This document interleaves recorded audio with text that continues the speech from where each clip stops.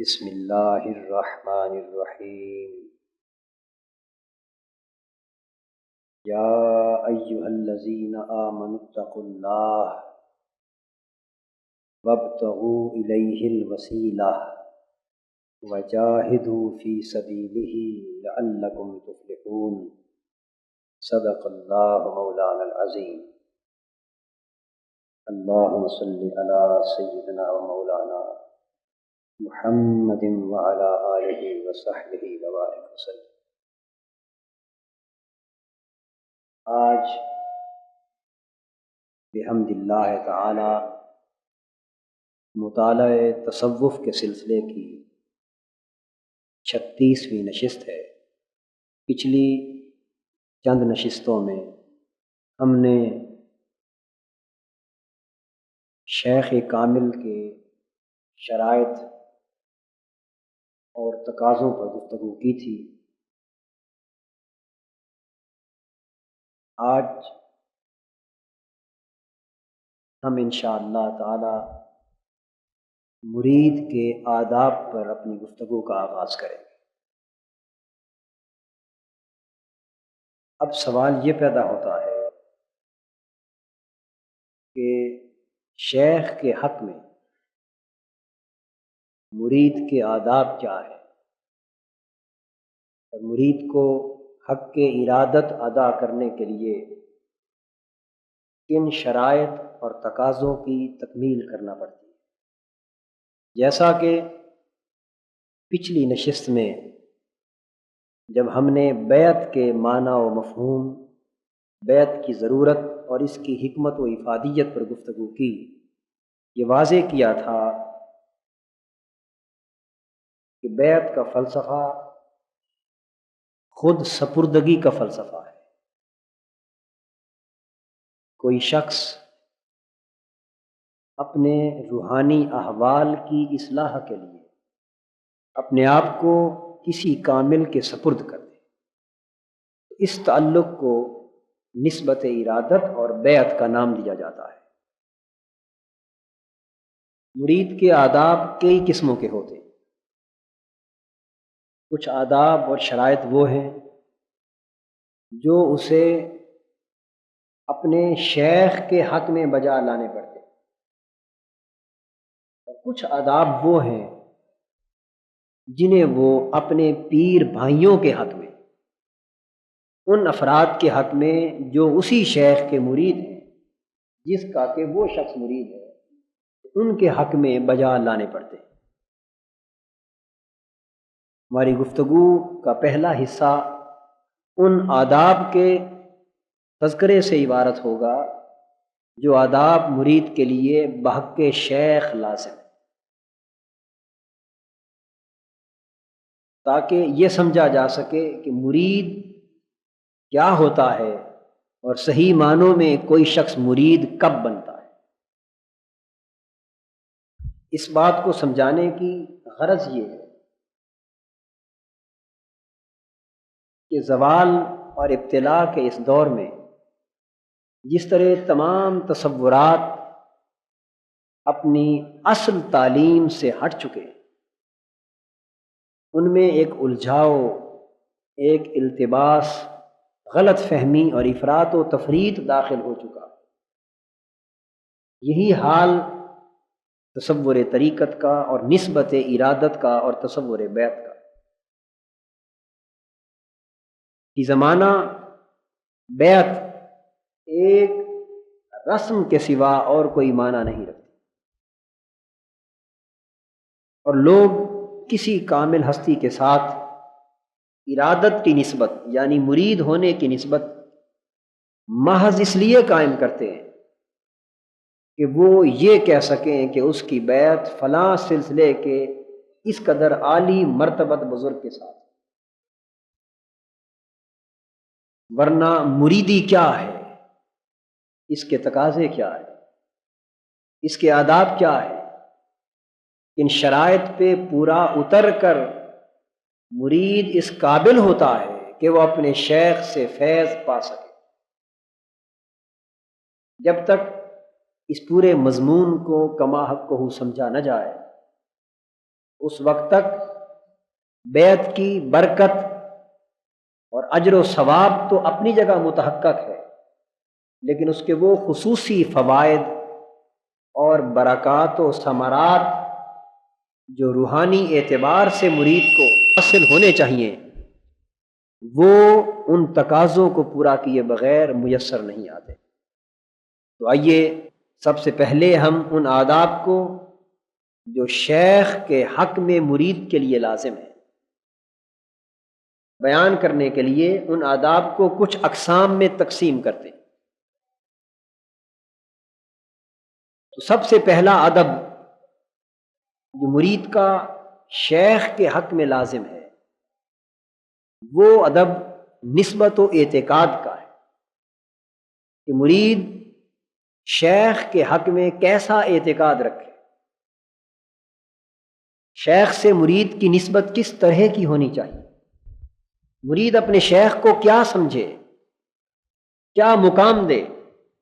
اور شیخ کا تصور کس نوعیت کا مرید کے ذہن میں اور دل و دماغ میں ہو۔ تو پہلے ادب کا تعلق شیخ سے نسبت اور اعتقاد کے بنا پر۔ دوسرا ادب شیخ کی تعظیم اور تکریم سے متعلق ہے کہ شیخ کی تعظیم اور تکریم کس انداز کی ہونی چاہیے، اور ادب و احترام کے اعتبار سے مرید پر کیسے کیسے آداب اور تقاضے لازم ہیں۔ تیسرا ادب شیخ کے حق میں مرید پر خدمت و صحبت کا ادب ہے کہ وہ شیخ سے کس نوعیت کی صحبت کا تعلق رکھے اور شیخ کی خدمت کس کس طرح کی بجا لائے اور کس انداز کے ساتھ بجا لائے۔ پھر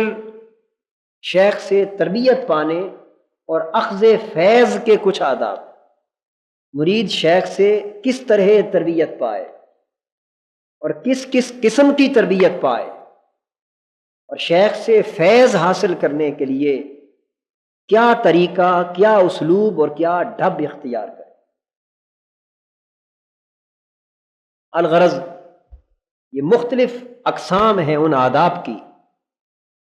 جن کے تحت ہم مرید کے آداب اور شرائط اور تقاضوں کو سمجھ سکتے ہیں۔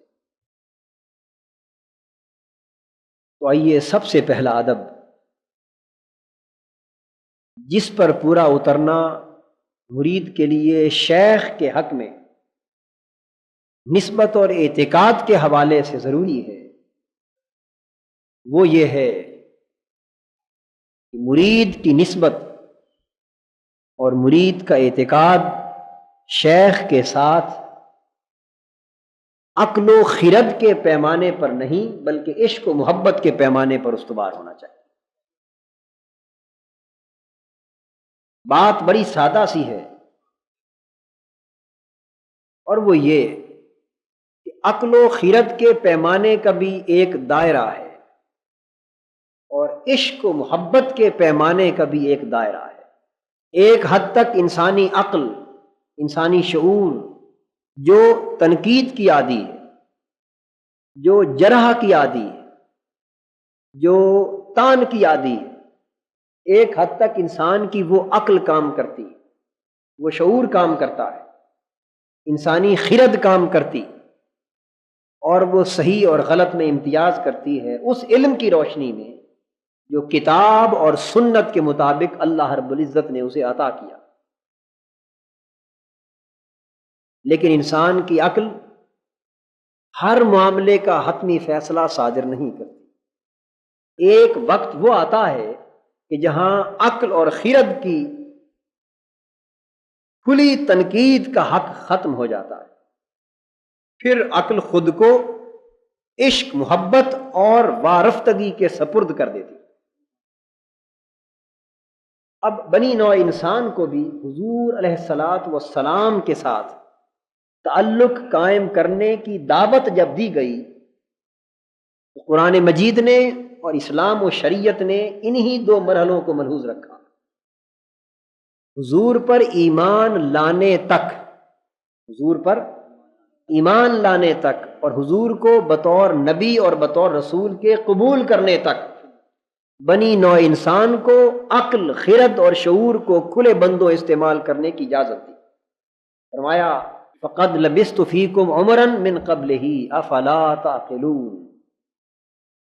جب حضور نے نبوت کو قبول کرنے کی دعوت بنی نوع انسان کے سامنے رکھی تو فرمایا کہ میں نے تمہارے اندر 40 سال کا عرصہ بسر کیا ہے، تم عقل و خرد سے کام لو، افلا تعقلون، عقل سے کام لو، شعور سے کام لو، سوچ سمجھ سے کام لو اور میری سیرت کو پرکھو۔ اگر میں حق کے معیار پر پورے طور پر پورا اترتا ہوں اور تمہاری عقل اور تمہاری خرد اور تمہاری شعور اور تمہاری سمجھ بوجھ میری شخصیت میں، میری سیرت میں، میرے کردار میں اور میرے علم اور عمل کی عظمت میں کوئی نقص اور عیب تلاش نہیں کر سکتی تو پھر سر تسلیم خم کر دو، پھر مجھے مان لو، پھر میری نبوت پر ایمان لاؤ۔ ہاں اگر تمہاری عقل کی آنکھ میری ذات میں کوئی عیب دیکھے تو میرے دعوی نبوت کو رد کر دو، لیکن اگر کوئی نقص، کوئی عیب، کوئی کجی اور کوئی کمی نظر نہ آئے تو پھر عقل قرباں کن بپیش مستحق۔ اگر عقل ایک مرتبہ قاصر ہو جائے اور یہ کہہ دے کہ مجھے اس میں کوئی کجی اور کمی نظر نہیں آئی تو پھر ہمیشہ عقل کے پیچھے نہ پڑے رہو، پھر عقل کو میرا غلام بنا دو۔ پھر قل ان کنتم تحبون اللہ فاتبعونی، پھر میری اتباع کرنے لگو، آنکھیں بند کر لو، جہاں میرے قدم پڑے وہیں تم قدم رکھتے چلے جاؤ۔ پھر ہدایت عقل سے نہیں بلکہ میری مطلق غلامی سے نصیب ہوگی، پھر آنکھیں بند کر کے میرے پیچھے پیچھے چلے آنے سے نصیب۔ درست ہے کہ حضور کی امت میں سے کوئی فرد بھی سیرت و کردار اور علم و عمل کی عظمت کے اعتبار سے کبھی بھی نبی کا ہمسر اور ہم پلہ نہیں ہو سکتا۔ نبی بے نظیر اور بے مثیل ہوتا ہے۔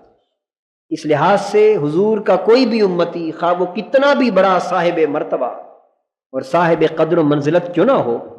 وہ حضور علیہ الصلاۃ والسلام کا بدل نہیں ہو سکتا۔ لیکن ہم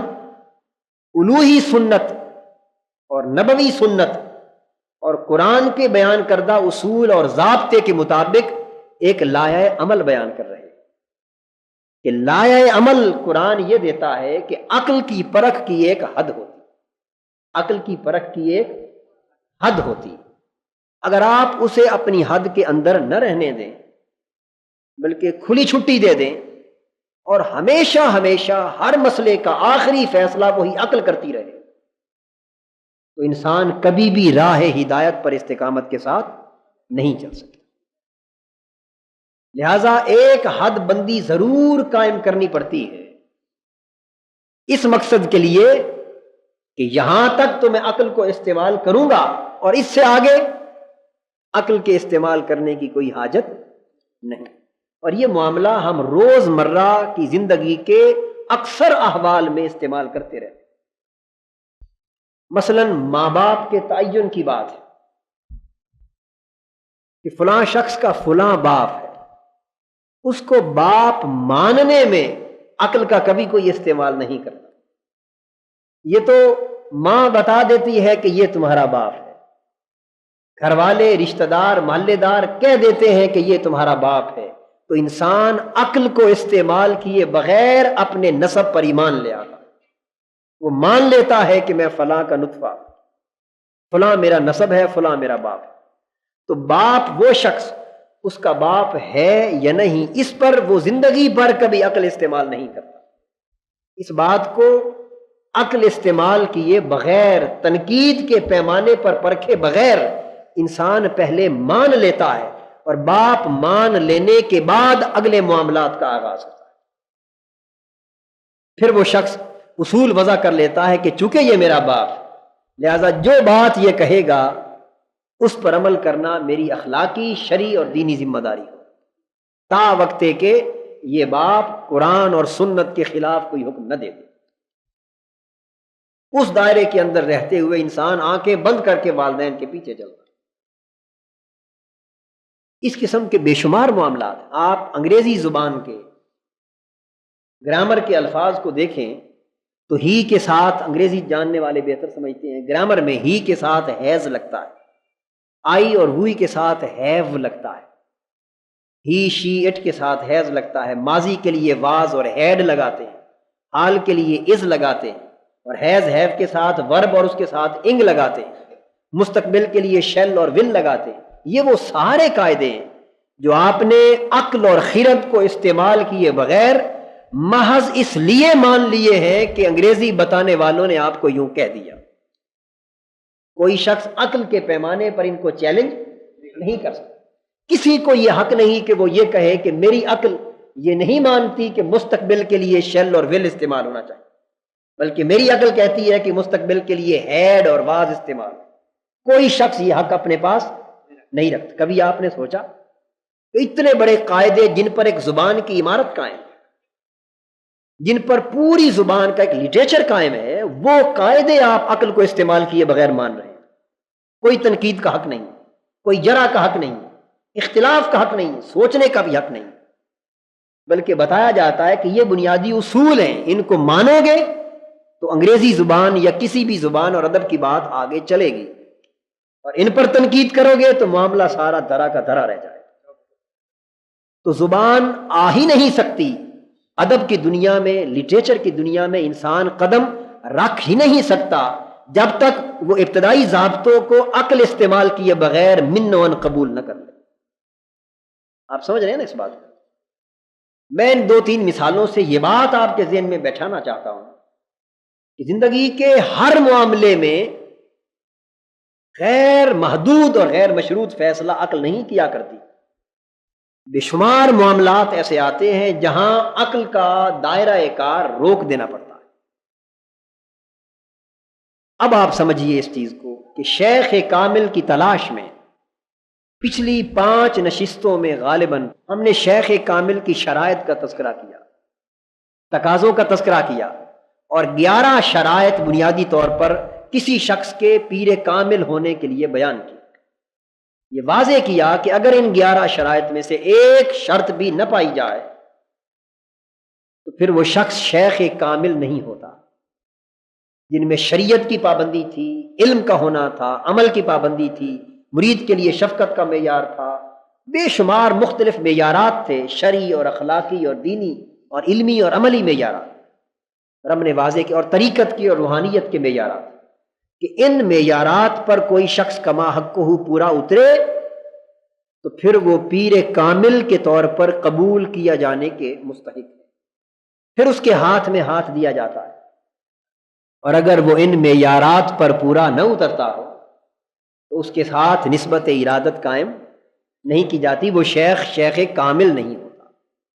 جب 11 تقاضے واضح طور پر متعین کیے جا چکے اور یہ طے ہو گیا کہ مرید اور شیخ کا تعلق تبھی قائم ہوگا اور یہ تعلق تبھی کامل تعلق ہوگا جب شیخ ان معیارات پر پورا اترے گا۔ جب یہ بات ایک مرتبہ طے ہو گئی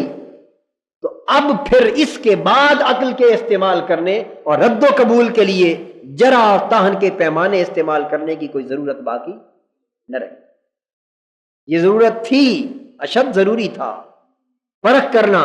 کہ جس کے ہاتھ میں میں ہاتھ دے رہا ہوں اور جس سے نسبت ارادت قائم کر رہا ہوں، کہیں وہ جھوٹا مدعی طریقت و روحانیت تو نہیں، کہیں وہ جھوٹا مدعی ولایت تو نہیں؟ کیا وہ شخص صاحب علم ہے؟ کیا صاحب عمل ہے؟ کیا صاحب نظر ہے؟ کیا صاحب حال ہے؟ کیا صاحب ارشاد ہے؟ کیا صاحب نسبت و طریقت ہے؟ جب تمام کے تمام معیارات پر آپ نے پرکھ لیا اور سنت نبوی کا پیکر جان کر اور شریعت کی تعلیمات کا مظہر اتم جان کر، روحانیت میں، طریقت میں اور شریعت کے کال و حال میں کامل سمجھ کر، دیکھ کر پرکھ کر آپ نے اس کو اپنا شیخ مانا اور اس کے ہاتھوں میں ہاتھ دیکھ کر نسبت ارادت قائم کر لی، تو اب پھر شیخ کو کسوٹی پہ پرکھنے کا وقت نہیں بلکہ اپنی مریدی کو کسوٹی پہ پرکھنے کا وقت شروع ہو گیا۔ اس کی پرکھ کا وقت وہ تھا جب تک آپ نے نسبت ارادت قائم نہ کی تھی۔ جب نسبت ارادت قائم ہو چکی، اب اپنے حال کو پرکھنے کا وقت ہے۔ ہاں، اگر اب بھی آپ کو شیخ کامل کے اندر شریعت اور سنت مصطفی صلی اللہ تعالی علیہ وآلہ وسلم کی کھلی خلاف ورزی، یہ اس معیار کے تقاضے کی عدم تکمیل کا رنگ نظر آتا ہے اور دل میں کراہت آ جاتی ہے، ذہن مطمئن نہیں ہوتا، تو اس حال میں اس کا مرید رہنے کا کوئی فائدہ نہیں، پھر نسبت بھی توڑ دی جائے، پھر نسبت ٹوٹ جاتی، وہ تعلق ہی قائم نہیں رہتا۔ تو جب یہ کیفیت پیدا ہو جاتی ہے تو پھر تعلق ارادت قائم ہی نہیں رہتا، لہذا پھر وہاں شیخ کے آداب کا یا مرید کے آداب کا سوال ہی پیدا نہیں ہوتا۔ ہم جب بات کرتے ہیں کہ شیخ کے ساتھ مرید کا تعلق ارادت عقل و خرد کے پیمانے پر نہیں بلکہ عشق و محبت کے پیمانے پر استوار ہونا چاہیے، تو اس کا مطلب یہ ہے کہ اگر شیخ کامل ہو اور مرید کامل ہونا چاہیے، تو پھر ان دونوں کا باہمی تعلق عقل و شعور کے پیمانوں پر نہیں بلکہ عشق، محبت، خود سپردگی اور وارفتگی کے پیمانوں پر استوار ہونا چاہیے۔ اب یہ وہ تعلیم ہے کہ جس کی نشاندہی ہمیں ابتداءً قرآن مجید سے ہوتی ہے۔ قرآن مجید کی سورہ کہف میں لوگوں کو اس روحانی تعلق اور کسب فیض کی نسبت کو سمجھانے کے لیے ایک واقعہ بیان کیا گیا ہے، اور وہ واقعہ حضرت خضر علیہ السلام اور حضرت موسیٰ علیہ السلام کے سفر کا واقعہ، بلا تشبیہ و بلا مثال تصور سمجھایا جا رہا ہے۔ حضرت موسیٰ علیہ السلام یہ جان کر کہ اللہ کا کوئی ایسا بندہ اس صفحہ ہستی پر موجود ہے جسے اللہ نے اپنی رحمت خاص اور اپنے علم لدنی کی دولت وافر عطا کی ہے، خاص خزانے عطا کیے ہیں، جن کے بارے میں موسیٰ علیہ السلام کو احساس اور اعتراف تھا کہ وہ خصوصی دولت اور وہ خصوصی خزانہ جو اللہ نے اس بندے کو عطا کیا ہے، میں اس قدر دولت سے محروم ہوں۔ یہ اعتراف تھا، یہ احساس تھا، اسی لیے باری تعالیٰ نے فرمایا حضرت موسیٰ کو اور ہارون کو کہ آپ جائیے، میں تم دونوں کو اپنا وہ بندہ ملاتا۔ فَوَجَدَا عَبْدًا مِّنْ عِبَادِنَا آتَيْنَاهُ رَحْمَةً مِّنْ عِنْدِنَا وَعَلَّمْنَا مِن لَّدُنَّا عِلْمًا، بس ان دونوں نے ہمارے بندوں میں سے اس بندے کو پا لیا جس کی تلاش میں وہ نکلے تھے، تو اس بندے کو پا لیا۔ اور وہ بندہ کیا تھا؟ آتَيْنَاهُ رَحْمَةً مِّنْ عِنْدِنَا، ہم نے اس بندے کو اپنی طرف سے خصوصی رحمت کے خزانے عطا کیے، وَعَلَّمْنَاهُ مِن لَّدُنَّا عِلْمًا، اور اپنے خصوصی علم کی دولت وافر عطا کی تھی، یعنی وہ بندہ ہمارے خصوصی فیوزات اور خصوصی کمالات کا مظہر عتم تھا۔ سو ان دونوں نے اس کو پا لیا اور خواہش ظاہر کی حضرت موسیٰ علیہ السلام نے کہ اے خضر علیہ السلام، میں آپ کی صحبت میں رہنا چاہتا ہوں، آپ سے مصاحبت کرنا چاہتا ہوں، آپ کا شریک سفر ہونا چاہتا ہوں، کچھ حاصل کرنا چاہتا ہوں۔ اب اس گفتگو میں اس نسبت اور تعلق کی ماہیت کو سمجھایا جا رہا ہے کہ اگر کسی سے اس طرح کچھ حاصل کرنے کے خیال سے تعلق قائم کیا جائے تو وہ تعلق کیا عقل و خرد پہ قائم ہونا چاہیے یا محبت پر قائم ہونا چاہیے؟ اس مقام پر قرآن مجید اس تعلق کی نوعیت کو واضح کر رہا ہے۔ موسیٰ علیہ السلام درخواست کرتے ہیں کہ میں کچھ لینے آیا ہوں، مجھے اپنے ساتھ رہنے کی اجازت دی جائے۔ اس پر حضرت خضر علیہ السلام فرماتے ہیں فَإِنِ اتَّبَعْتَنِي فَلَا تَسْأَلْنِي عَنْ شَيْءٍ حَتَّى أُحْدِثَ لَكَ مِنْهُ ذِكْرًا، اے موسیٰ، مجھے تجھے اپنے ساتھ رکھنے میں کوئی اعتراض نہیں ہے، تجھے اپنے تعلق، اپنی نسبت میں اور اپنی مصاحبت میں رکھنے میں کوئی اعتراض نہیں ہے، لیکن شرط ایک ہے کہ تعلق کی نوعیت کو واضح کر لیا جائے، تعلق کی، اس مصاحبت کی نوعیت کو واضح کر لیا جائے کہ کیا قدم قدم پر میرے حال کو پرکھ کر تنقید کرو گے یا آنکھیں بند کر کے بغیر سوچے میرے پیچھے چلتے چلے جاؤ؟ سفر شروع کرنے سے پہلے اس مصاحبت کی نوعیت کو متعین کر لیا جائے، اس لیے کہ اگر اس نوعیت کو متعین نہ کیا گیا اور حال یہ رہا کہ تم مجھ سے لینے کے لیے آئے ہو اور میرے ساتھ وقت گزارو اور میرے حال پر تردد کرتے رہو، میرے حال پر سوچتے رہو اور بار بار سوال کرتے رہو اور تنقید کرتے رہو، ذہن میں مختلف گمان لاتے رہو،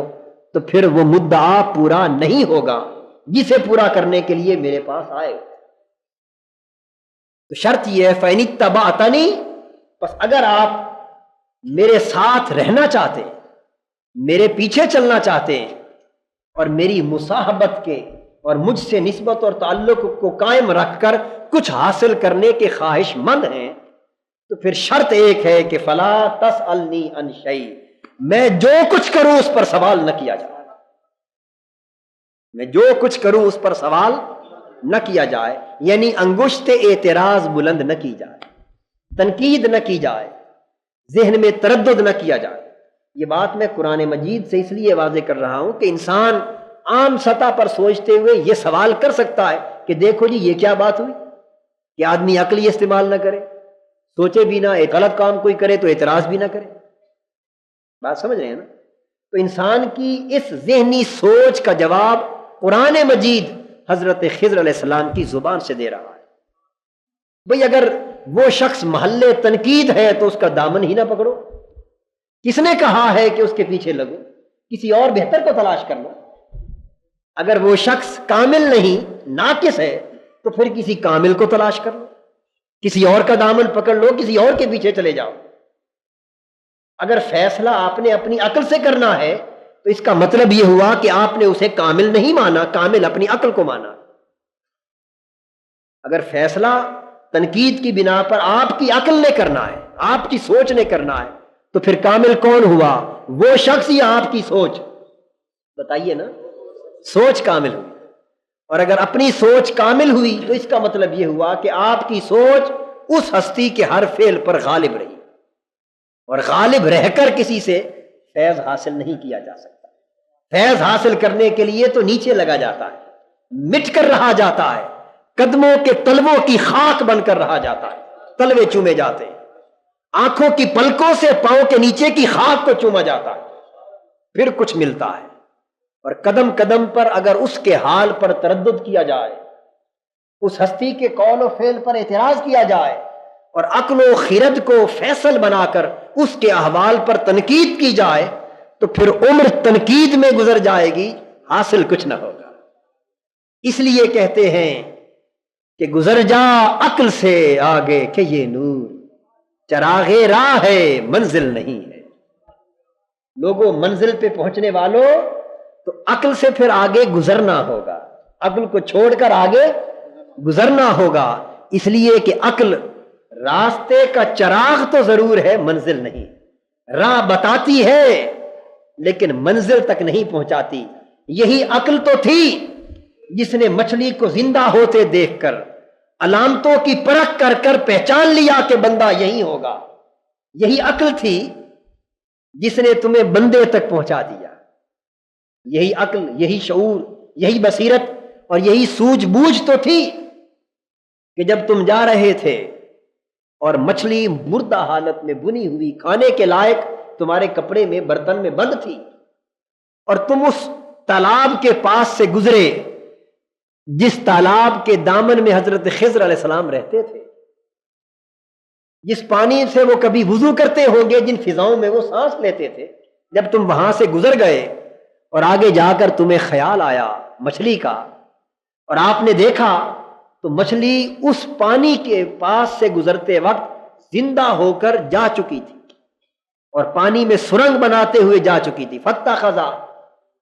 سبیلہ فی البحر سربا، اس نے اس پانی میں، دریا میں سرنگ بناتے ہوئے مچھلی، بنی ہوئی مچھلی زندہ ہو گئی تھی۔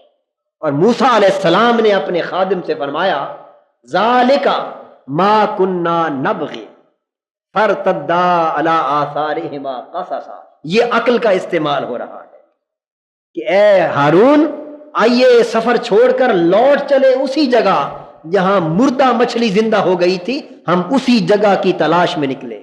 جہاں مردوں کو زندگی مل جاتی ہے وہیں خدا کے بندے کا ٹھکانہ ہوگا۔ جہاں مردوں کو زندگی مل جاتی ہے وہیں خدا کے بندے کے قدم لگتے ہوں گے، وہی وہ خدا کے بندے کا ٹھکانہ ہوگا، کیونکہ عقل بتاتی ہے کہ خدا کے بندے کی علامت یہ ہے کہ موت حیات میں بدل جاتی ہے، ویرانے رونقوں میں بدل جاتے ہیں۔ تو فرمایا اپنے قدموں کے نشانوں کو تلاش کرتے کرتے واپس اسی جگہ پر جا پہنچے۔ تو عقل کا استعمال ہوا یا نہ ہوا؟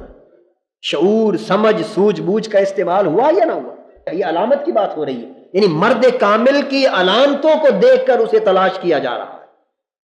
یہ سرکمسٹانشل ایویڈنس ہے۔ کچھ علامتیں ہوتی ہیں جو کسی شخص کے اندر دیکھی جاتی ہیں، کچھ علامتیں ہوتی ہیں جو اس کے ماحول سے، اس کے احوال سے، اس کے معاملات سے نظر آتی ہیں۔ تو یہ سب علامتیں ہی علامتیں ہیں۔ تو سرکمسٹانشل ایویڈنس ہے، اس کے ماحول کی علامتوں کو دیکھ کر پہچانا جا رہا ہے کہ اللہ کا بندہ کون ہے اور کہاں ہے۔ تو یہ شعور کا استعمال تھا، عقل کا استعمال تھا، علامتوں کو دیکھ دیکھ کر اللہ کے بندے کی پرکھ کرنا، اور بندے تک پہنچ گئے۔ تبھی تو اللہ نے فرمایا فوجدا عبدا من عبادنا، پس ان علامتوں کے پیچھے چل چل کر وہ میرے بندے تک پہنچ گئے۔ اب مرد کامل کی تلاش کا مرحلہ طے ہو چکا، مرد کامل تلاش ہو گیا۔ قرآن کہتا ہے فوجدا عبدا من عبادنا، پس میرے کامل بندے کو انہوں نے تلاش کر لیا، میرے بندے تک وہ پہنچ گئے، میرے بندے کو پا لیا۔ علامتوں ہی کی روشنی سے پایا یا نہیں؟ ذالک ما کنا نبغی، یعنی آیت کے الفاظ بتا رہے ہیں کہ علامتوں سے پایا، نشانیوں سے پایا، عقل و خرد کے استعمال سے پایا، لیکن اللہ کے کامل بندے کو پا لیا۔ اب جب پا لیا، اس تک پہنچ گئے، اب ان سے مصاحبت کی خواہش ظاہر کی، کہا کہ ہم آپ کی معیت میں رہنا چاہتے ہیں، آپ کے ساتھ رہنا چاہتے ہیں، اور اللہ کی وہ خاص دولت، رحمت اور علم لدنی کی جو اللہ نے آپ کو بے پایاں عطا کی ہے، اس کا حصہ ہم بھی لینا چاہتے ہیں،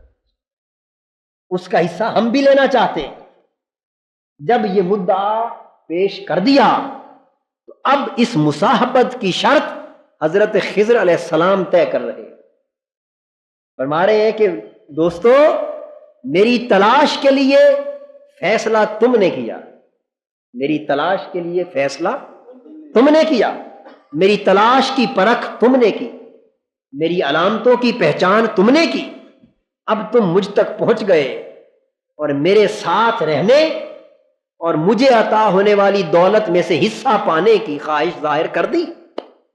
اب یہ مقام کس طرح ممکن ہے وہ شرط میں بیان کروں گا، وہ شرط میں بیان کروں گا۔ لہذا وہ شرط بیان کرتے ہوئے انہوں نے فرمایا قال فإن اتبعتنی فلا تسألنی عن شیء حتی احدث لک منہ ذکرا۔ یعنی موسیٰ علیہ السلام سے خضر علیہ السلام پوچھتے ہیں، موسیٰ علیہ السلام پہلے کہتے ہیں کہ کیا میں آپ کے ساتھ رہ سکتا ہوں، آپ کی پیروی کر سکتا ہوں، آپ کی مصاحبت میں آپ کے دامن سے وابستہ ہو سکتا ہوں، تاکہ آپ مجھے وہ علم عطا کر سکے جو اللہ نے آپ کو عطا کیا۔ یہ قرآن پاک ہے۔ قال لہ موسیٰ هل اتبعک علی ان تعلمنی مما علمت رشدا۔ علم کی وہ دولت، ہدایت کی وہ دولت جو آپ کو عطا کی گئی، آپ سے وہ حاصل کرنے کے لیے کیا میں آپ کے دامن سے لپٹ سکتا ہوں، مصاحبت اختیار کر سکتا ہوں؟ خضر علیہ السلام اب جواب دیتے ہیں کہ آپ کر سکتے ہیں، لیکن میرا اندازہ یہ ہے قال انک لن تستطیع معی صبرا،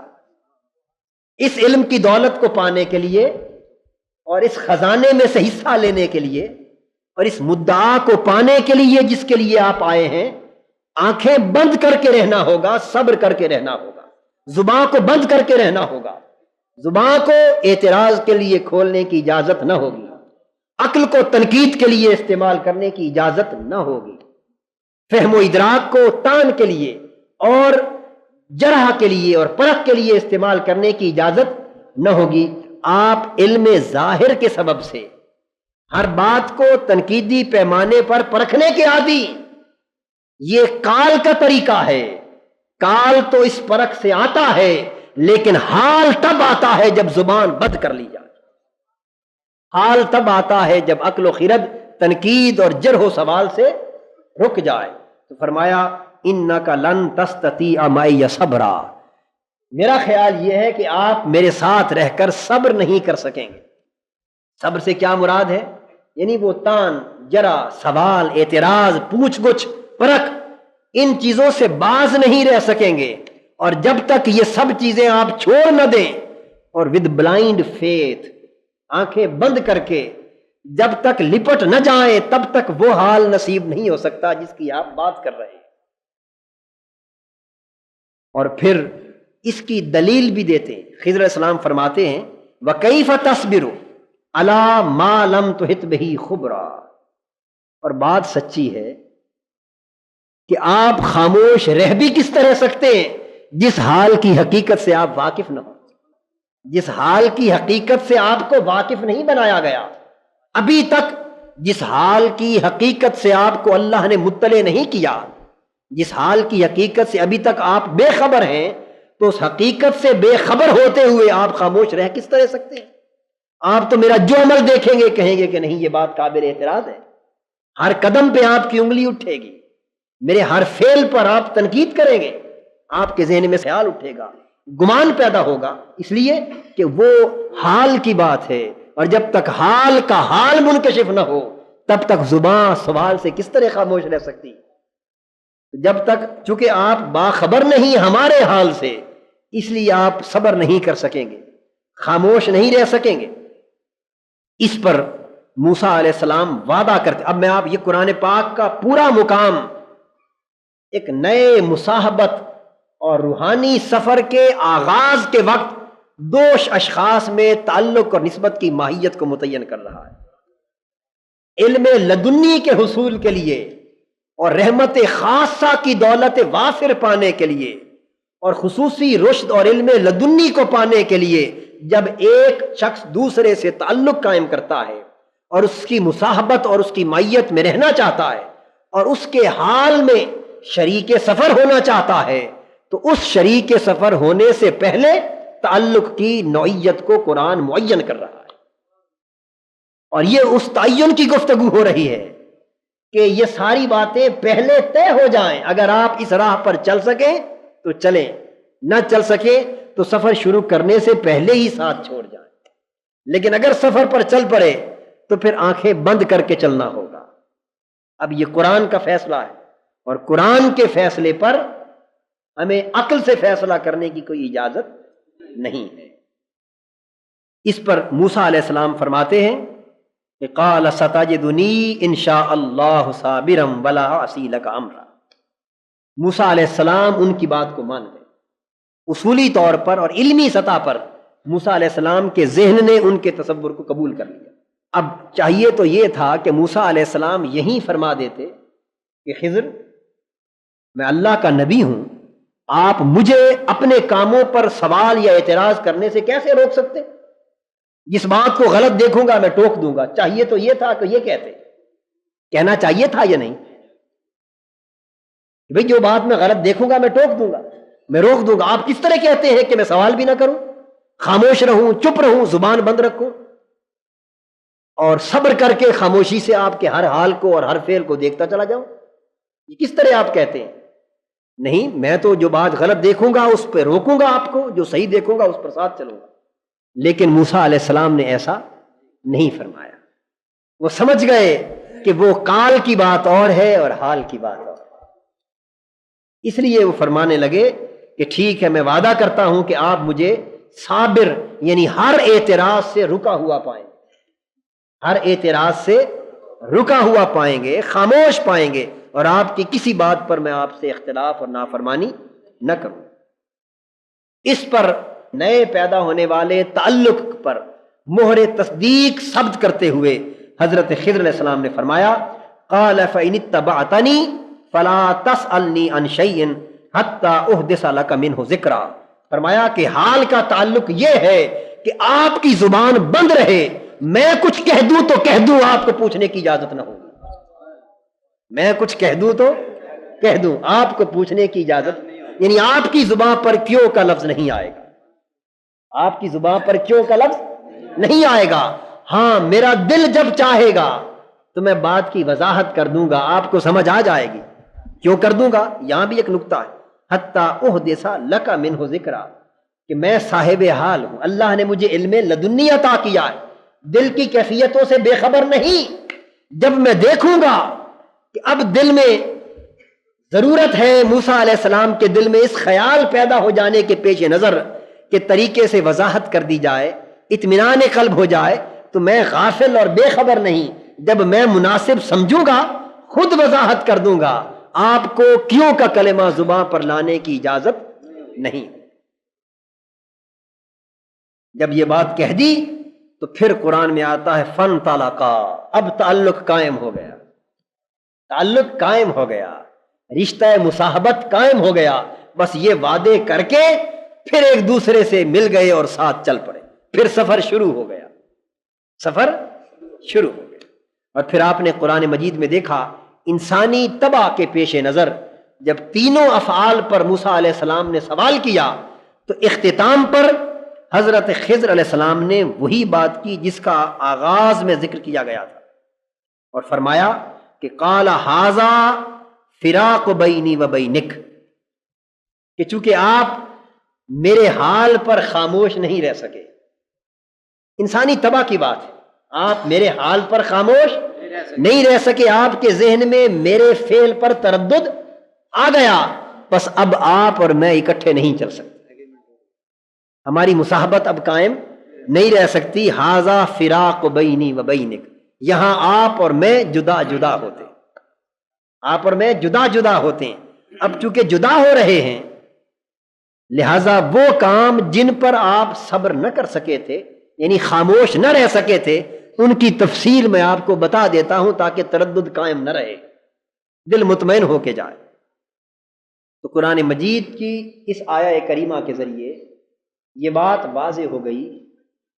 کہ وہ جو حال کی دولت ہے اور علم لدنی کی دولت ہے اور علم باطن کی دولت ہے اور باطنی احوال و کیفیات کی دنیا ہے، اس کا حصہ پانے کے لیے پہلی شرط تو یہ سورہ کہف کے ذریعے یہ واضح ہو گئی کہ از خود عبادتوں سے اور از خود مجاہدوں اور مکاشفوں سے وہ دولت حاصل نہیں ہو سکتی۔ تو قرآن مجید کی اس آیہ کریمہ نے یہ واضح کر دیا کہ حال کی دولت کو پانے کے لیے کسی صاحب حال سے تعلق قائم کرنا پڑتا ہے، صاحب حال سے مصاحبت قائم کرنی پڑتی ہے از خود، جس طرح قال بھی از خود نہیں آتا۔ وہ شخص جو کسی استاد کے سامنے زانو تلمس طے کیے بغیر یہ چاہے کہ ذاتی محنت سے میں کامل بن جاؤں علم ظاہری میں، جس طرح وہ ذاتی محنت سے علم ظاہری میں کامل نہیں بن سکتا، اسی طرح باطنی حال کو پانے کے لیے کوئی شخص جتنی بھی ذاتی محنت کر لے صاحب حال سے وابستہ ہوئے بغیر کامل نہیں ہو سکتا۔ اس لیے حضرت موسیٰ علیہ السلام کو خضر کی تلاش کا سفر کرایا گیا۔ ایک بات تو یہ طے ہوئی، اور دوسرا نقطہ قرآن مجید سے یہاں یہ واضح ہوا کہ یہ خصوصی مصاحبت قال کی طرح جرح و تنقید کی اجازت نہیں دیتی، بلکہ یہ جرح و تنقید سے دل و دماغ کو خاموش کر لینے کا حکم دیتی ہے۔ وہ کہتی ہے کہ بس خاموش ہو کر چلو اور دیکھتے آؤ اور اس سے حاصل کرنے کی کوشش کرو، شیخ جب مناسب سمجھے گا تردد دور کر دے گا، شیخ جب مناسب سمجھے گا تردد دور کر دے گا، اور اگر شیخ نہ بولے تو مرید کو بولنے کی اجازت نہیں ہے۔ یہ سبق شیخ اور مرید کے لیے قرآن مجید کے بیان کردہ اس واقعے سے حاصل ہوتا ہے۔ حضرت موسیٰ علیہ السلام اور خضر علیہ السلام اس معنی میں شیخ اور مرید نہ تھے، میری بات آپ سمجھ رہے ہیں نا، لیکن چونکہ موسیٰ علیہ السلام گئے اس تعلق کے حوالے سے تھے، اس خیال سے تھے جس خیال سے ہمارے عرف میں ایک مرید شیخ کے پاس علم لدنی کی دولت لینے کے لیے جاتا ہے، کیونکہ علت مشترک ہے، تعلق قائم کرنے کی نوعیت مشترک ہے، اس لیے وہ تعلیم مرید کے لیے سبق بن رہا ہے اور مرید کے ادب کا تقاضا بن رہا ہے۔ تو پہلی بات میں یہ عرض کر رہا تھا کہ تقاضا ادب یہ ہے کہ نسبت اور اعتقاد شیخ کا محبت پر قائم ہو، عشق پر قائم ہو، عقل و خرد پر قائم نہ ہو۔ اور چونکہ عشق پر قائم ہے، عقل پر قائم ہے، اس لیے شیخ کے پہلی شرط، اس لیے شیخ کے حال پر مرید کے ذہن میں کبھی بھی تردد نہیں آنا چاہیے، اور نہ زبان پر تنقید کا کلمہ آئے، نہ دل میں تردد آئے، نہ زبان پر تنقید آئے۔ یعنی مرید اس وقت تک مرید رہتا ہے جب تک کیوں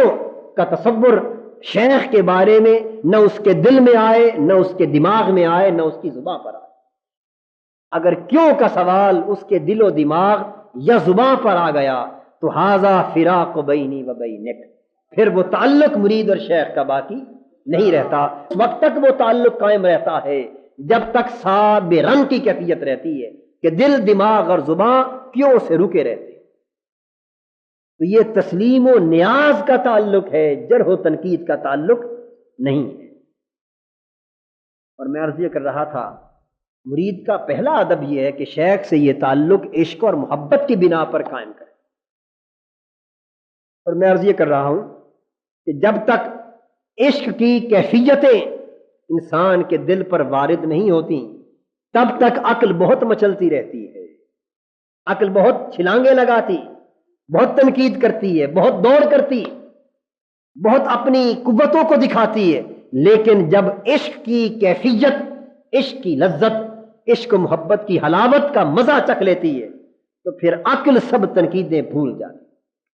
عقل پھر غلامی کے پٹے میں آ جاتی۔ اب یہ تصور اچھی طرح، جس پر ذہن میں کئی سوال اٹھ سکتے ہیں، کئی خیال آ سکتے ہیں جو ان احوال سے آشنا نہیں ہیں، اس لیے میں زور دے کر اس تصور کو قرآن سے واضح کر رہا ہوں۔ جو اب میں تصور میں نے عرض کیا، اس کو بھی ہم قرآن سے پوچھتے ہیں۔ قرآن مجید کو الحم سے والناس تک پڑھیے۔ قرآن مجید میں ایک سورت ہے جو تصور عشق اور کیفیات عشق کو بیان کرتی۔ ایک سورت ہے قرآن میں جس نے عشق کے تصور کو سمجھا دیا ہے اور عشق کی کیفیتوں کو بیان کر دیا ہے۔ آپ بتائیں گے وہ کون سی سورت ہے؟ وہ سورہ یوسف ہے۔ اللہ، وہ سورہ یوسف ہے جس نے انسان کو عشق و محبت کے تصور کی بات سمجھا دی اور عشق کی کیفیتیں سمجھا دی، اور یہ بتا دیا کہ عقل پر جب تک عشق کی کیفیت وارد نہ ہو اور عقل حسن محبوب کو بے نقاب نہ دیکھ لے تب تک تو تنقید کی زبان کھلی رہتی ہے، اور جب عشق کی لذتوں کا مزہ چکھ لے تو عقل خود بھی تنقید کو بھول جاتی، عقل تنقید کو بھول جاتی۔ اب یہ تصور قرآن مجید سورہ یوسف کے ذریعے خود سمجھا رہا ہے۔ آئیے میں آپ کو پڑھ کے سناؤں۔ زلیخا حضرت یوسف علیہ السلام کی محبت میں، عشق میں گرفتار ہوتی، واقعہ آپ نے سنا ہے۔ جب گرفتار ہو گئی اور اس نے یوسف علیہ السلام تک رسائی حاصل کرنے کی اپنے تئیں کوشش کی جس میں وہ ناکام ہو گئی، تو اس پر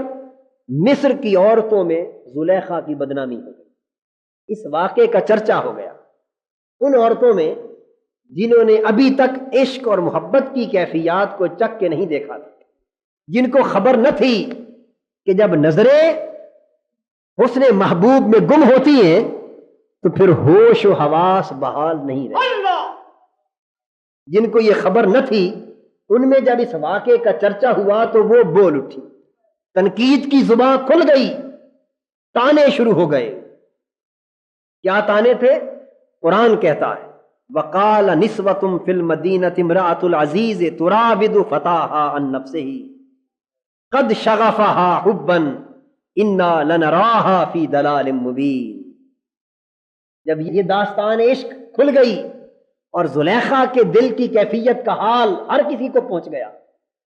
تو شہر مصر کی عورتوں میں یہ چرچا ہوا، ان کی زبانیں تنقید کھل گئی، زبانیں تان کھل گئی، عقل گویا ہوئی۔ وہ کہنے لگی کہ بادشاہ کی بیوی اپنے غلام پر عاشق ہو گئی ہے، اپنے غلام پر عاشق ہو گئی ہے۔ تو تانے میں ایک سبب عقل ادھر متوجہ کر رہی تھی کہ کبھی اپنے نوکر اور غلام پر بھی عاشق ہوا جاتا ہے، اس لیے کہ یہ وہ زبان بات کر رہی تھی جسے عشق کے احوال کی خبر نہیں۔ کہ اگر محبت ہوتی ہے تو پھر کوئی غلام ہے یا آقا ہے، پھر محبت کی آنکھ تو اس کو دیکھ بھی نہیں سکتی۔ اس کو کب خبر رہتی ہے کہ کس سے محبت ہو رہی ہے؟ اس کو کب خبر ہوتی ہے کہ یہ محبت کس سے ہو رہی ہے؟ کہ محبت ہوتے ہوئے کسی سے اجازت مانگتی، کسی سے اجازت مانگتی۔ اب یہ بات وہی کر سکتا ہے کہ اپنے غلام پر عاشق ہو گئی، یہ بات وہی کر سکتا ہے جس نے عشق کا ذائقہ نہیں چکھا۔ اور کہا قد شغفہا حبا، اس کو محبت نے بے عقل کر دیا، بے ہوش کر دیا۔ شغف کا معنی ہوتا ہے یعنی اتنا مصروف اور اتنے شغف میں اتنا محو کر دیا کہ عقل بھی اس کی کام نہیں کرتی کہ کیا کرنا چاہیے تھا اور کیا کرنا نہیں چاہیے تھا۔ یعنی محبت نے اس کو اتنا مشغول کر دیا، اتنا محو اور منہمک کر دیا، اتنا غرق کر دیا کہ اسے ہوش بھی نہ رہی کہ یہ کیا کر رہی ہوں، کرنا چاہیے یا نہیں کرنا چاہیے۔ کیوں کہ فرمایا انا لنراہا فی ضلال مبین، ہم اسے کھلی گمراہی اور کھلے طور پر عشق میں غرق دیکھتے۔ یہ کس نے کہا؟ مصر کی عورتوں نے تانا زنی کی، مصر کی عورتوں نے تانا زنی کی۔ اب قرآن مجید اس کے جواب میں آگے پورے واقعے کو تفصیل سے بیان کر رہا ہے، اس کو سنیے پھر میں ایک سوال کروں گا۔ فرمایا فلما سمعت بمکرہن ارسلت الیہن، جب اس عزیز مصر یعنی بادشاہ کی بیوی زلیخا نے جب اپنے اوپر ہونے والی تان، تنقید اور تشنیع کو سنا، ان کی باتوں کو سنا، تو ارسلت الیہن، ان کو بلا بھیجا، تنقید کرنے والیوں کو بلا بھیجا، دعوت کی۔ وَآتَدَتْ لَهُنَّ مُتَّكَئًا، تکیے، بچھونے، مسندیں، سیجے سجا دی، خوبصورت ٹھکانے بنا دیے کہ یہاں آرام سے بڑی عزت اور وقار کے ساتھ بیٹھ جاؤ۔ کیوں؟ یعنی کیوں باقاعدہ بچھونے، مسندیں کیوں سجائیں؟ اس لیے تاکہ انہیں بیٹھتے ہوئے اپنے وقار، عزت نفس اور اپنے مقام کی پہچان رہے کہ ہم اتنی باوقار ہیں کہ ان اعلیٰ مسندوں پر بیٹھی ہیں۔ انسان جب کرسی پر بیٹھتا ہے تو اسے کرسی پر بیٹھنے کا احساس بھی ہونے لگتا ہے، اور چٹائی پر بیٹھتا ہے تو پھر وہ احساس اسے دامنگیر نہیں، وہ سمجھتا ہے کہ چٹائی پر بیٹھا ہوں کیا ہوا، اور کرسی پر بیٹھتا ہے تو کرسی کا خیال ذہن میں گردش کرتا ہے کہ اس مسند پر بیٹھا ہوں۔ تو متکئن کا حکم بیان کرنے کا اور مسند سجانے کا معنی یہ تھا تاکہ اگر ان سے کوئی حرکت سرزد ہونے لگے تو انہیں سرزد کرنے سے پہلے علم ہو کہ ہم کہاں بیٹھی ہیں، کس مسند پر بیٹھی ہیں، کس مقام پر بیٹھی ہیں، تاکہ اس مقام کا احساس ان کی حرکات و سکنات پر پیرا قائم رکھے۔ وَآتَتْ كُلَّ وَاحِدَةٍ مِّنْهُنَّ سِكِّینًا، اور ہر ایک کے ہاتھ میں چھری تھما دی، ہر ایک کے ہاتھ میں ایک ایک چھری تھما دی، اور پھل اور کھانا پھل بھی دے دیے کہ ان کو کاٹنا، لیکن کہا کہ جب میرا محبوب یہاں سے گزرے گا اور وہ اپنے چہرے سے وہ پیکر حسن جب پردہ پلٹے گا تو اس وقت تم پھلوں کو کاٹ کر کھانا شروع کر دیں۔ وقالت اخرج علیہن، ان کو دعوت دے کر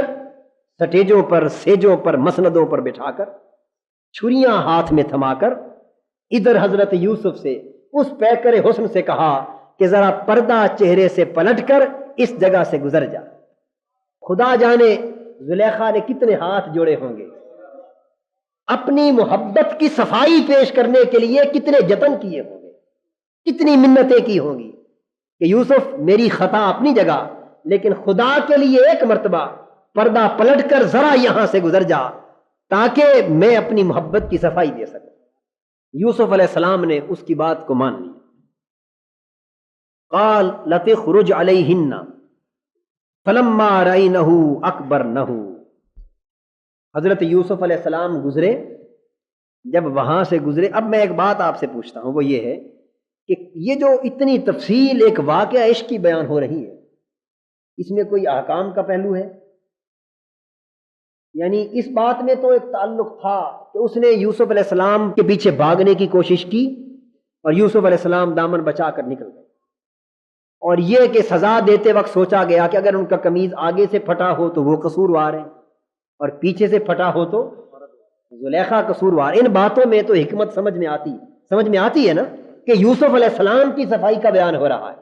ان کی عصمت اور ان کی معصومیت اور بے گناہی کا ذکر ہے، بات سمجھ میں آتی۔ لیکن ایمان سے کہیے،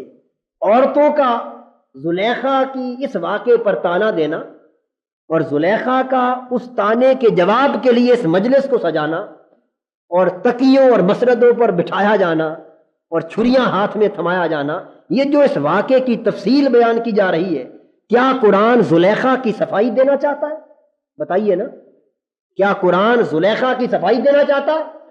اگر قرآن صفائی دینا چاہتا ہے تو پھر تو ماجرا ہی ختم ہو گیا، پھر تو قصور کی صفائی ہو گئی معاذ اللہ، حالانکہ قرآن زلیخا کو قصوروار ٹھہرا رہا ہے۔ قرآن داستان عشق بیان کرنا چاہتا ہے،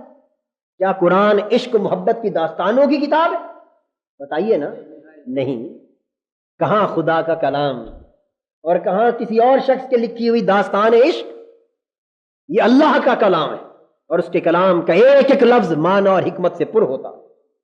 وہ معنی حکمت اور مصلحت سے خالی نہیں ہوتا۔ یہ جو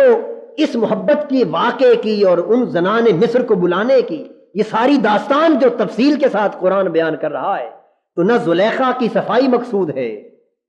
نہ داستان عشق بیان کرنا مقصود ہے، تو مقصد کیا ہے؟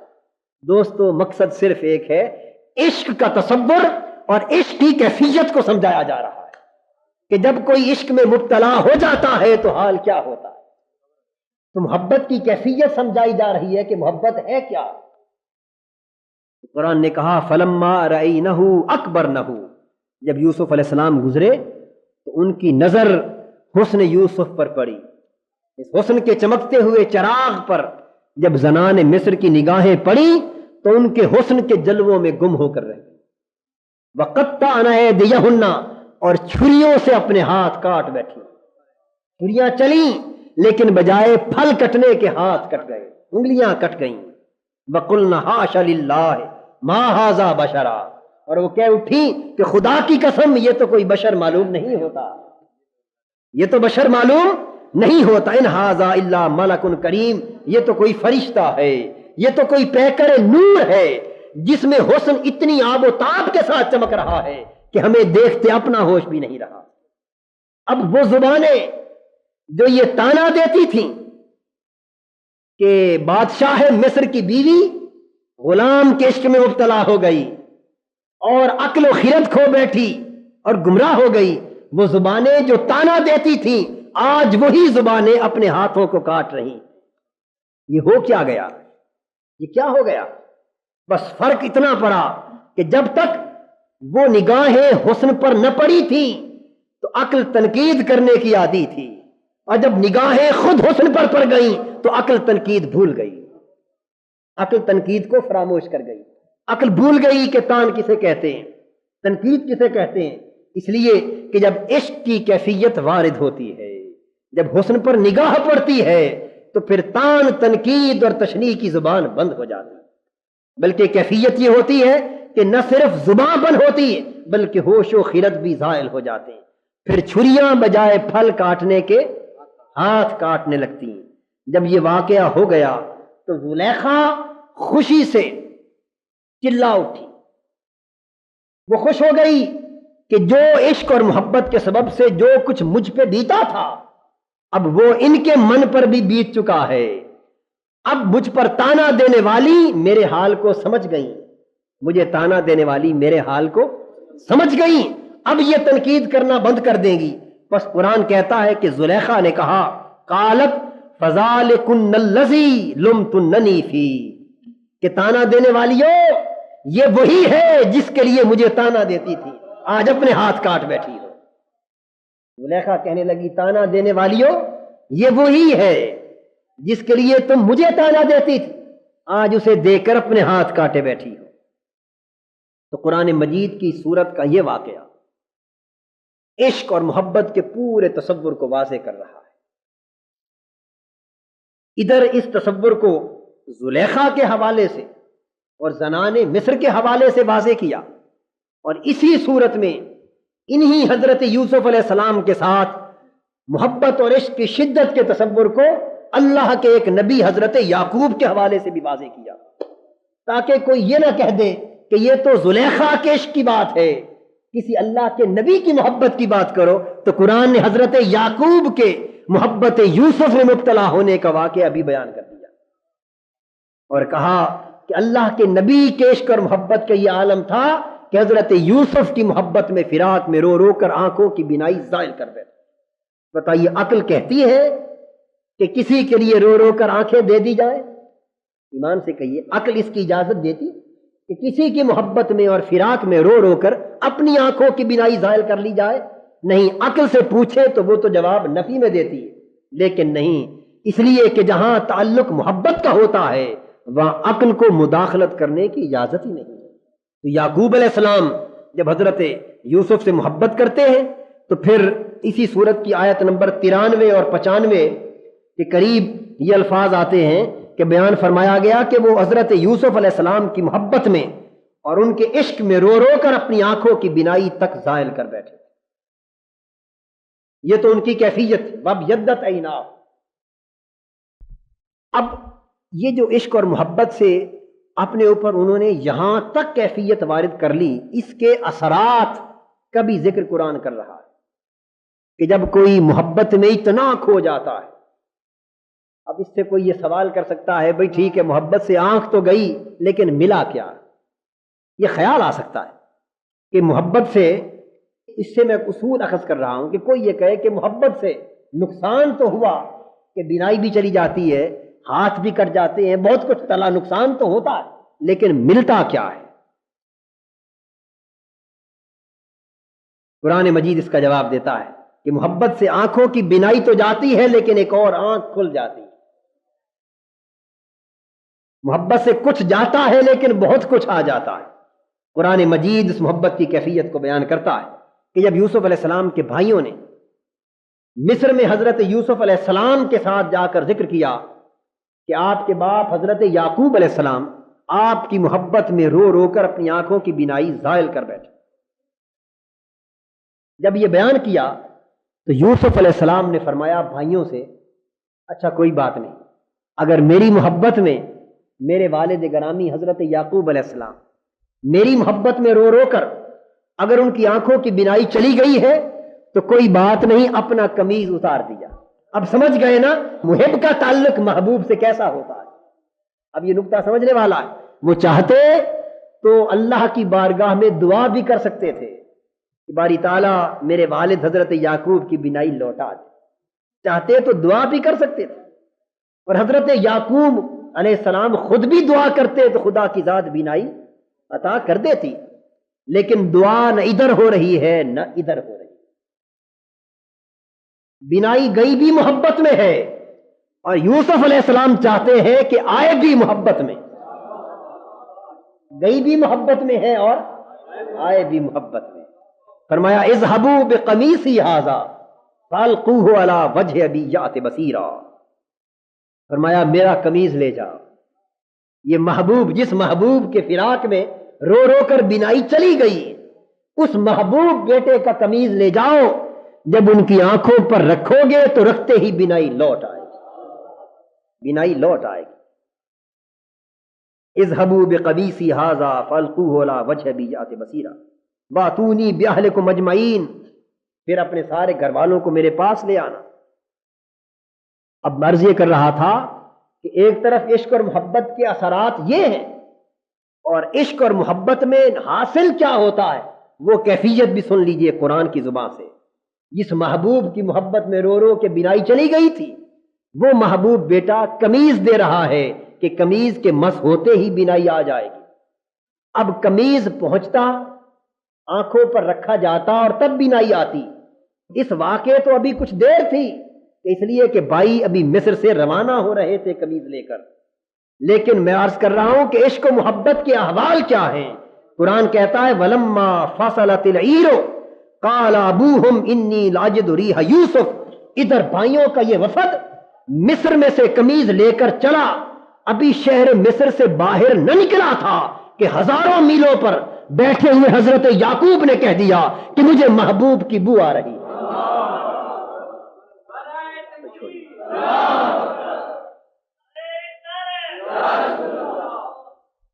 یہ محبت کی کیفیات ہے.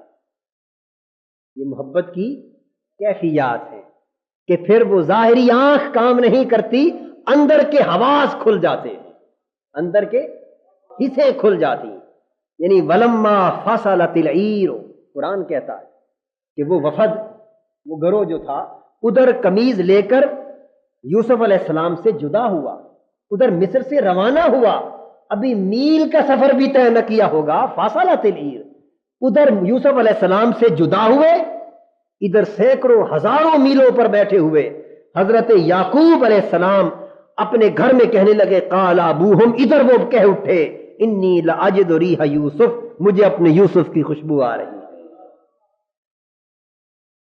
لولا ان تفندون، بات تو میں کہہ رہا ہوں لیکن کہیں پھر مجھے پگلا نہ کہہ دینا۔ کہہ رہے ہیں کہ جس طرح مجھے ہر وقت کہتے رہتے ہو کہ تو یوسف کی محبت میں گرفتار ہو گیا، تو یوسف کی محبت میں معاذ اللہ محو ہو گیا، اس کی محبت میں غرق ہو گیا، یہ جو تانا زنی کرتے رہتے ہو، کہیں پھر اسے میرا وہم نہ کہہ دینا کہ تمہیں یوسف کی خوشبو آ گئی ہے، یہ بات میں کہہ دیتا ہوں۔ اور پھر یہ ہوا قالوا تاللہ انک لفی ضلالک القدیم، وہی بات ہوئی، انہوں نے کہا کہ مجھے میرے یوسف کی خوشبو آ رہی ہے، اور گھر والے کہنے لگے کہ تو اپنی اسے کھلے پرانے عشق میں مبتلا ہے، اسی عشق میں مبتلا ہے، اسی میں گم ہے، سوائے اس کے تجھے اور کوئی خیال ہی نہیں آتا۔ بس اتنی گفتگو ہوئی تو وہ وقت آ گیا جب وفد قمیض لے کے آ پہنچا، فلما ان جاء البشیر القاہ علی وجہہ فرتد بصیرا، قمیض لانے والے آ پہنچے، انہوں نے قمیض حضرت یعقوب کی آنکھوں پر رکھا، قمیض رکھنے کی دیر تھی کہ بینائی لوٹ آئی۔ اب وہ کہنے لگے قال الم اقل لکم انی اعلم من اللہ ما لا تعلمون، اب یہاں کر وہ سارے شکوک رفع ہو گئے، وہ سارے شبہات رد ہو گئے کہ جو محبت کرنے والے حضرت یعقوب کی نسبت محبوب بیٹے یوسف علیہ السلام کے بارے میں یہ شبہات وارد کیے جاتے تھے کہ وہ عمر بھر روتے رہے، انہیں پتہ نہ چلا کہ وہ زندہ ہیں یا مر گئے، انہیں پتہ نہ چلا کہ انہیں بھیڑیا کھا گیا یا مصر میں ہیں، انہیں پتہ نہ چلا کہ وہ کہاں ہیں، حیات ہیں یا مر چکے، یعنی وہ اس لیے روتے تھے کہ انہیں خبر نہ تھی۔ قرآن مجید نے حضرت یعقوب علیہ السلام پر لگائے جانے والے ان الزامات کو یہ کہہ کر رد کر دیا کہ ارے وہ روتے تھے تو رونا بے خبری کا نہ تھا، محبت میں فراق کا رونا تھا، معلوم تو اللہ کی طرف سے انہیں سب کچھ تھا۔ وہ کہنے لگے اب دیکھو مجھے تانا دینے والوں، میں تمہیں نہیں کہتا تھا کہ اللہ کی طرف سے مجھے علم حاصل ہے، اللہ کی طرف سے میں جانتا ہوں، تم نہیں جانتے، میں سب کچھ جانتا ہوں۔ ارے میرے جاننے کا تو یہ عالم ہے کہ تم نے جب میرے یوسف کو میرے پاس سے لے جانے کی اجازت مانگی تھی اور ابھی مل کر تم نے یہ مشورہ بھی نہیں کیا تھا کہ یوسف کو لے جا کر ہم پھینک دیں گے اور بیچ دیں گے، اور گھر آ کر یہ بہانہ بنا کر کہیں گے اپنے والد کو یعقوب علیہ السلام کو کہ اسے بھیڑیا کھا گیا، ابھی یہ خیال تمہارے ذہنوں میں بھی نہ آیا تھا کہ تم نے جب مجھ سے اجازت مانگی تو میں نے اسی وقت تم سے کہہ دیا تھا کہ مجھے یوسف علیہ السلام اپنے بیٹے یوسف کو تمہارے ساتھ بھیجنے پر کوئی اعتراض تو نہیں ہے، لیکن یہ بات میں بتا دوں قال انی لیحزننی ان تذهبوا به واخاف ان یاکلہ الذئب وانتم عنہ غافلون، یاد رکھو ابھی تم نے بھیڑیے کا تصور بھی ذہن میں نہ تراشا تھا کہ یہ بہانہ آ کر بنائیں گے، ابھی تم گھر سے چلے بھی نہ تھے، ابھی یوسف تمہارے ساتھ روانہ بھی نہ ہوا تھا، تو وہ بہانہ کہ جو تم اکٹھے ہو کر مصنوعی خون لگا کر میرے بیٹے یوسف کے قمیص پر میرے پاس آئے اور تصوے مصنوعی آنسوؤں کے بہاتے ہوئے میرے پاس آئے، اور آ کر تم نے بہانہ بنایا کہ اے یعقوب علیہ السلام آپ کے بیٹے یوسف کو بھیڑیا کھا گیا، ارے وہ بہانہ جو تم نے بہت بعد میں جا کے تراشا، میں نے جانے سے پہلے تم نے کہہ دیا تھا کہ میں تمہیں یوسف تو تمہارے سپرد کر دوں، لیکن مجھے خطرہ ہے کہ کہیں اسے بھیڑیا نہ کھا جائے، کہیں اسے بھیڑیا نہ کھا جائے، یعنی وہ بہانہ جو تراشا جانے والا تھا وہ پہلے ظاہر کر دیا۔ یہ کہا ہوتا کہ اسے کوئی اور جانور کھا جائے گا، یہ کہا ہوتا کہ وہ گم ہو جائے گا، یہ کہا ہوتا کہ خطرہ ہے کہ تم اسے بیچ دو گے، خطرہ ہے کہ کوئی اسے مار دے گا، کوئی کلمہ اور نہیں کہا، شبہات ہزاروں ہو سکتے ہیں، لیکن اسی شبہے کا بیان کیا جو بہانے کی صورت میں وہ بنا کے آنے والے تھے، تو پتہ چلا کہ خدا کی ذات اپنے بندوں پر جب پردے اٹھا دیتا ہے تو وہ خیال جو ان کے ذہنوں میں بھی ابھی نہیں آئے ہوتے، ان خیالوں کے پیدا ہونے سے بھی پہلے باخبر کر دیتا ہے، انہیں باخبر کر دیتا ہے۔ وہ فرماتے ہیں کہ مجھے خطرہ ہے کہ کہیں اسے بھیڑیے نہ کھا جائے، تو فرما دیا کہ میں تمہیں نہیں کہتا تھا کہ اللہ کی طرف سے مجھے علم ہے اور تم نہیں جانتے۔ میں نے قرآن مجید کی سورہ یوسف کے حوالے سے یہ آیتیں اور یہ واقعات اس لیے کوٹ کیے تاکہ یہ بات واضح ہو سکے کہ عشق و محبت کی زبان تنقید سے آشنا نہیں۔ تنقید اسی وقت تک ہوتی جب تک عقل و خرد تان کے انداز میں کام کرتی رہتی ہے، لیکن جب حسن کا پردہ اٹھ جاتا ہے اور نظر حسن پر پڑ جاتی اور عشق و محبت کی کیفیتیں اور عشق و محبت کے احوال دل پر وارد ہو جاتے تو پھر زبان بند ہو جاتی، پھر تانے رک جاتے، پھر عقل و خرد کے اعتراض ختم ہو جاتے، پھر دل و دماغ پر خاموشی کی مہر لگ جاتی، پھر صبر کی کیفیت ہوتی ہے، پھر اعتراض کی گنجائش نہیں رہتی، سوال اور بدگمانی کی گنجائش باقی نہیں رہتی۔ بس یہی وہ تصور قرآن مجید سے واضح کرنا مقصود تھا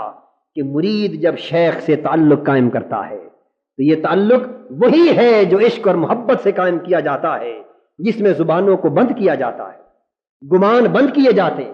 تان و تشنیع بند کی جاتی، تنقید اور اعتراض بند کیا جاتا ہے، اور صبر کی کیفیت وارد ہوتی ہے، اور عشق اور محبت کی نظر سے شیخ کو دیکھا جاتا ہے، عقل ناقد عقل کی نظر سے شیخ کو نہیں دیکھا جاتا۔ محبت کی تعریف یہ ہے کہ محبت وہ کیفیت ہے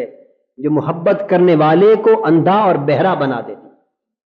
محبت وہ کیفیت ہے جو محبت کرنے والے کو اندھا اور بہرا بنا دیتی، یعنی اگر محبت ہو جائے اور محبت سچی ہو تو پھر محبت کرنے والے کی نگاہ نہ محبوب میں عیب دیکھتی ہے، نہ کان محبوب کا عیب سنتے ہیں، پھر کان محبوب کا عیب نہیں سنتے، عیب سننے سے بہرے ہو جاتے اور نظریں عیب دیکھنے سے اندھی ہو جاتی۔ تو تصور محبت یہ ہے، تصور محبت یہ ہے کہ گمان ختم ہو جاتے، اعتراض بند ہو جاتے، تنقید ختم ہو جاتی، اپنے فیصلے نہیں کیے جاتے بلکہ فیصلے عشق اور محبت کی زبان میں کیے جاتے۔ اور اس لیے چونکہ شیخ کامل حسن عزدی اور حسن نبوت کا آئینہ دار ہوتا ہے، آپ نے حسن یوسف پر محبت کی نظر پڑنے والوں کا حال دیکھ لیا، شیخ کامل بھی اسی طرح حسن الوہیت اور حسن نبوت کا مظہر ہوتا ہے، حسن ربوبیت اور حسن نبوت کا مظہر ہوتا ہے، یعنی آئینہ دار ہوتا ہے، یعنی شیخ کے روحانی احوال کے اندر اللہ کی صفات کا رنگ نظر آ رہا ہوتا ہے اور حسن مصطفی کی جھلک نظر آ رہی ہوتی ہے۔ تو چونکہ مرید شیخ کے اندر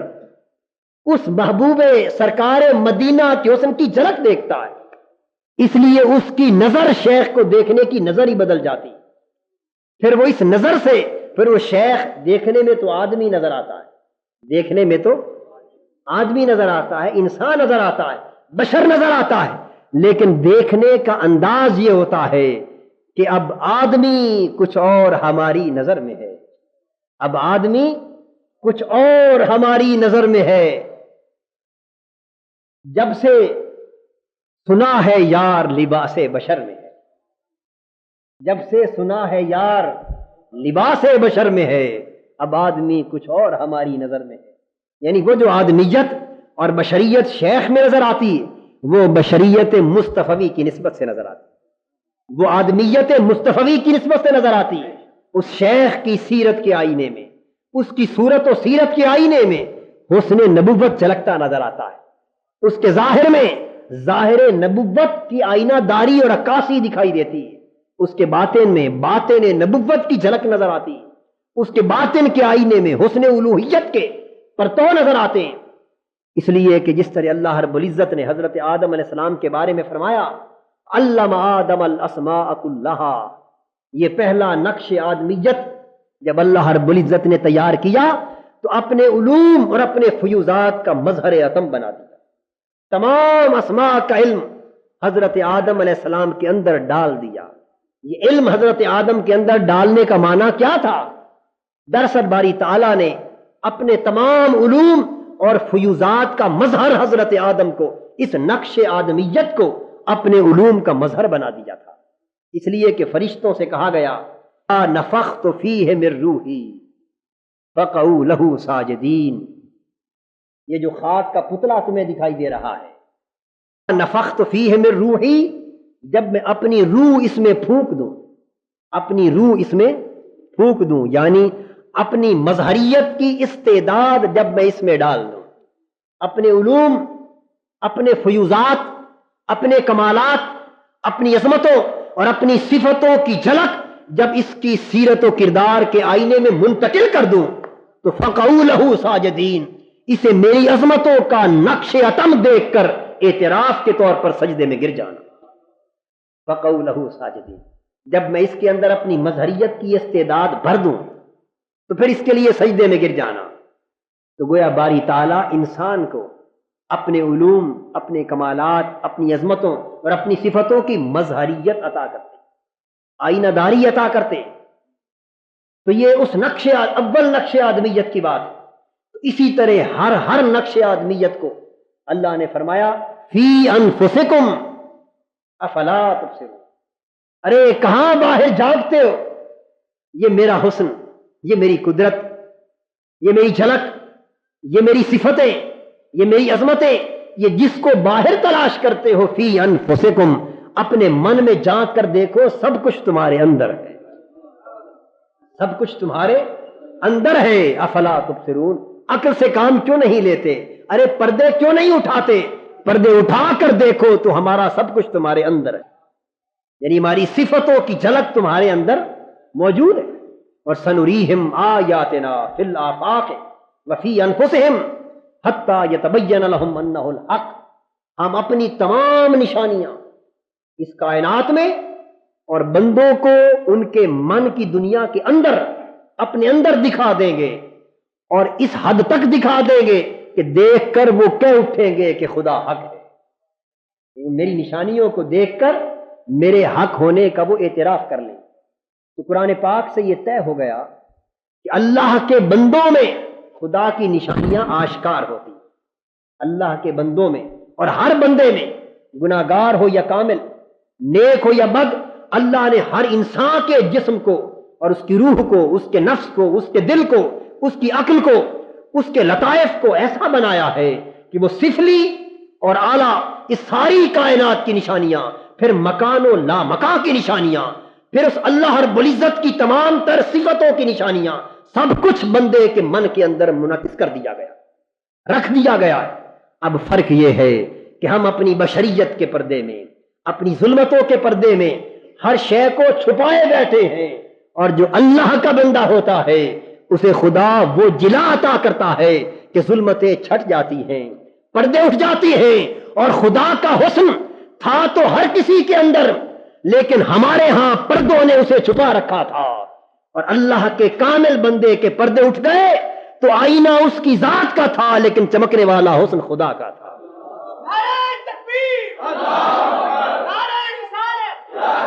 وہ حسن تھا تو ہمارے اندر بھی، تھا تو ہر نقش انسانیت کے اندر، ہر ایک کے اندر ہے، فی انفسکم، لیکن فرق یہ ہے کہ ادھر پردے پڑے ہیں اس لیے نظر کچھ نہیں آتا، اور ادھر جب پردے اٹھ جاتے ہیں تو پھر ظاہر و باطن میں ہر جگہ حسن الوہیت آشکار ہو جاتا ہے، اور اسی طرح حسن نبوت آشکار ہو جاتا ہے۔ تو شیخ کامل سے محبت کا رشتہ اس لیے استوار کیا جاتا ہے کہ وہ حسن الوہیت کا آئینہ دار ہے۔ تو محبت حسن سے کی جاتی ہے نا، اور حسن جو سب سے بہتر محبت کے قابل ہے وہ حسن الوہیت ہے، وہ حسن الوہیت، پھر وہ حسن نبوت ہے۔ اور شیخ کامل قرآن کے کہنے کے مطابق حسن الوہیت کا بھی آئینہ دار ہے اور حسن نبوت کا بھی آئینہ دار ہے۔ ارے وہ پیکر وجود جس میں خدا کی صفتوں کے جلوے جھلک رہے ہوں، جس میں پیکر نبوت اور رسالت کے حسن و جمال کی آئینہ داری دکھائی دے رہی ہو، جب مرید ارادت کی نظر سے شیخ کو تکتا ہے تو اس میں تو ہر سو حسن الوہیت کے جلوے دکھائی دیتے ہیں. اگر وہ تنقید کرے تو کرے کہاں؟ پھر اس کی زبان بند ہو جاتی. یہ شرط ہے کہ مرد مرد کامل ہو، مرد مرد کامل ہو اور حسن اس کے اندر آشکار ہو چکا ہو. اس لیے اس سے جب تعلق استوار کیا جاتا ہے تو وہ عقل و خرد کا اور طعن و تنقید کا نہیں بلکہ نیاز مندی کا تعلق، غلامی کا تعلق، تسلیم و نیاز کا تعلق اور ایثار کا تعلق اور عشق و محبت کا تعلق استوار کیا جاتا ہے. پھر نگاہیں جھکا لی جاتی اور یہ وہی محبت کا تعلق ہے. اختتام پر اب یہ موضوع انشاءاللہ اگلی بار ہم تفصیل کے ساتھ مکمل کریں گے. تو جب عشق اور محبت کا تعلق شیخ سے قائم ہو جاتا ہے تو پھر سلطان العارفین حضرت سلطان باہو رحمت اللہ علیہ اس تعلق کا بیان کرتے ہوئے مرید کی زبان میں یہ کہتے ہیں: اے تن میرا چشمہ ہووے تے میں مرشد ویکھ نہ رجاں ہو، لوں لوں دے مڈ لکھ لکھ چشمہ ایک کھولا ایک کجاں ہو، مینو اکنا ڈٹھیاں چین نہ آوے ہور کنا ول بھجاں ہو، ایک دیدار مرشد دا باہو مینو لکھ کروڑاں حجاں. وما علینا الا البلاغ.